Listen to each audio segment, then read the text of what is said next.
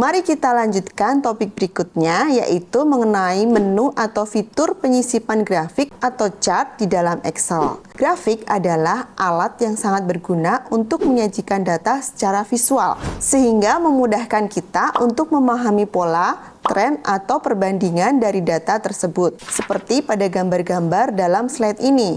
Grafik pertama adalah kolom chart. Grafik ini menggunakan batang vertikal untuk mewakili data. Biasanya digunakan untuk membandingkan nilai di antara kategori yang berbeda. Selanjutnya adalah line chart. Grafik garis sangat ideal untuk menunjukkan tren data dari waktu ke waktu. Kemudian ada pie chart. Grafik ini digunakan untuk menampilkan proporsi atau bagian dari suatu keseluruhan. Grafik berikutnya adalah bar chart. Grafik ini mirip dengan kolom chart tapi menggunakan batang horizontal alih-alih vertikal. Selanjutnya kita memiliki area chart. Grafik ini mirip dengan line chart, tetapi area di bawah garis diwarnai sehingga memberikan gambaran yang lebih jelas tentang kontribusi relatif dari setiap kategori. Yang terakhir adalah surface chart. Grafik ini digunakan untuk menampilkan data dalam tampilan 3 dimensi sehingga kita bisa melihat bagaimana berbagai variabel berinteraksi. Baik teman-teman, pada materi ini kita akan belajar cara menyisipkan grafik di Excel berdasarkan tabel data yang kita miliki. Di layar kita melihat tabel yang menampilkan data penjualan buku dari berbagai genre untuk 5 bulan pertama tahun ini, yaitu Januari hingga Mei. Grafik akan membantu kita menyajikan data ini secara visual sehingga lebih mudah untuk dianalisis. Bagaimana langkah-langkah penyisipannya? Mari kita bahas. Langkah pertama adalah memilih data yang ingin dijadikan grafik. Dalam contoh ini, kita akan memilih seluruh tabel mulai dari sel A1 hingga F6 yang mencakup judul kolom, nama genre, dan data penjualan untuk setiap bulan. Setelah data dipilih, buka tab Insert di ribbon Excel. Di sini kita akan menemukan berbagai jenis grafik yang bisa dipilih seperti kolom, garis, pie, dan lainnya. Kemudian, pilih jenis grafik berdasarkan tujuan analisis. Kita bisa memilih jenis grafik yang paling sesuai. Di sini kita pilih grafik berupa kolom.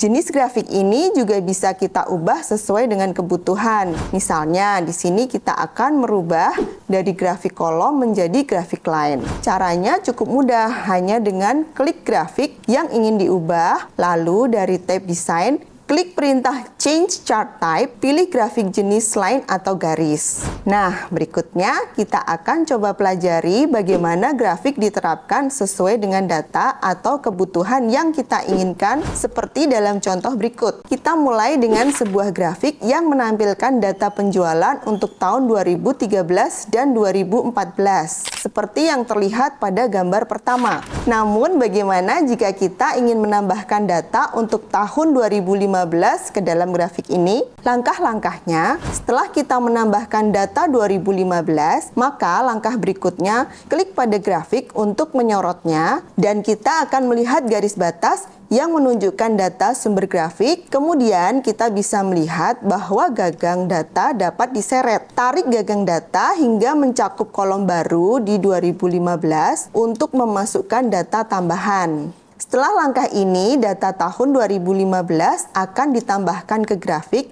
seperti yang terlihat pada gambar terakhir. Grafik sekarang mencakup semua data dari tahun 2013 hingga 2015. Agar grafik lebih informatif, kita perlu menambahkan atau mengubah judul grafik. Dalam contoh ini, kita bisa mengganti judul menjadi penjualan tahun 2013 sampai 2015 untuk mencerminkan data yang ditampilkan. Langkah-langkahnya adalah klik judul grafik untuk memilihnya, lalu ketik judul baru langsung di placeholder, lalu tekan enter menu. Fitur grafik juga memudahkan kita dalam menyajikan data visual lebih lengkap lagi, yaitu dengan tambahan menu Quick Layout atau menu yang berfungsi untuk memilih tata letak dari bentuk grafik yang kita inginkan. Misalnya, kita akan memilih layout yang memunculkan grafik beserta tabel keterangan dari data grafik tersebut, maka kita bisa memilih layout persen seperti dalam gambar ini.